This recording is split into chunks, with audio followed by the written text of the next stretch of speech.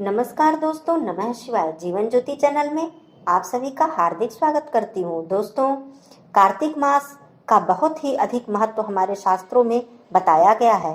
कार्तिक मास में हम स्नान, दीपदान, तुलसी जी की पूजा और विष्णु भगवान माँ लक्ष्मी जी की पूजा करते हैं, जो कि अनंत पुण्य को देने वाला बताया जाता है। आइए इस वीडियो में जानते हैं कि माँ तुलसी जी कौन थी, क्यों तुलसी जी विष्णु भगवान को इतनी प्रिय है और विष्णु भगवान जी की पूजा, उनका भोग माँ तुलसी जी के बिना क्यों संपूर्ण नहीं माना जाता है। तो आइए इस वीडियो में तुलसी जी कैसे उत्पन्न हुई, इसके बारे में संपूर्ण जानकारी पाएंगे। तो बने रहिएगा मेरे साथ अंत तक। यदि मेरे चैनल पे आप नए हैं तो मेरे चैनल को सब्सक्राइब कर लीजिएगा, लाइक और शेयर भी कीजिएगा। वीडियो यदि पसंद आता है तो कमेंट करके जरूर बताइएगा। बेल आइकन को प्रेस करना बिल्कुल ना भूलिएगा। तो आइए दोस्तों, आज माँ तुलसी जी की कहानी जानते हैं। कार्तिक मास के शुक्ल पक्ष की एकादशी पर भगवान विष्णु जी के शालिग्राम रूप और माता तुलसी जी का विवाह किया जाता है। भगवान विष्णु जी को तुलसी जी अत्यधिक प्रिय हैं। तुलसी कौन थी, पहले हम यह जानते हैं। तुलसी जी पूर्व जन्म में एक लड़की थी जिनका नाम वृंदा था। राक्षस कुल में इनका जन्म हुआ था और यह बचपन से ही भगवान विष्णु जी की अनन्य भक्त थी। जब वह बड़ी हुई तो उनका विवाह राक्षस कुल के दानव राज जलंधर से संपन्न हुआ। राक्षस जलंधर समुद्र से उत्पन्न हुआ था। वृंदा बड़ी ही पतिव्रता स्त्री थी, सदा ही अपने पति की सेवा किया करती थी।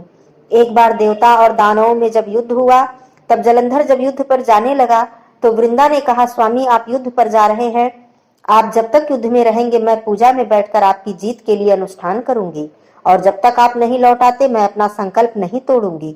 जलंधर युद्ध में चला गया और वृंदा संकल्प लेकर पूजा में बैठ गई। उसके व्रत के प्रभाव से देवता भी जलंधर को हरा नहीं सके। सारे देवता जब हारने लगे तो विष्णु भगवान जी के पास पहुंचे और सभी ने भगवान से प्रार्थना की कि जलंधर को किस प्रकार पराजित किया जाए। भगवान बोले, वृंदा मेरी परम भक्त है, मैं उससे छल नहीं कर सकता। इस पर देवता बोले कि भगवान कोई दूसरा उपाय हो तो आप बताइए, लेकिन हमारी सहायता अवश्य ही कीजिए। इस पर भगवान विष्णु ने जलंधर का रूप धरा और वृंदा के महल में पहुंच गए। वृंदा ने जैसे ही अपने पति को देखा, तुरंत पूजा से उठकर उसके चरणों को छू लिया। इधर वृंदा का संकल्प टूट गया, उधर युद्ध में देवताओं ने जलंधर को मार दिया और उसका सिर काट कर अलग कर दिया। जलंधर का कटा हुआ सिर जब महल में आकर गिरा तो वृंदा ने आश्चर्य से भगवान की ओर देखा, जिन्होंने स्वयं जलंधर का रूप धर रखा था। इस पर भगवान विष्णु अपने रूप में आ गए और कुछ बोल नहीं सके। वृंदा ने कुपित होकर भगवान को श्राप दिया कि वो पत्थर के हो जाएं। इसके चलते भगवान तुरंत पत्थर के हो गए। सभी देवताओं में हाहाकार मच गया। देवता की प्रार्थना के बाद वृंदा ने अपना श्राप वापस ले लिया। इसके बाद वे पति का सिर लेकर सती हो गई। उस राख से एक पौधा उत्पन्न हुआ। तब भगवान विष्णु ने उस पौधे का नाम तुलसी रखा और कहा कि मैं इस पत्थर के रूप में रहूंगा, जिसे शालिग्राम के नाम से जाना जाएगा और तुलसी जी के साथ पूजा जाएगा। मेरी पूजा तुलसी जी के बिना कभी भी पूर्ण नहीं होगी। इतना ही नहीं, उन्होंने कहा कि किसी भी शुभ कार्य में तुलसी जी के भोग के बिना मैं कोई भी प्रसाद स्वीकार नहीं करूंगा। तभी से तुलसी जी की पूजा होने लगी।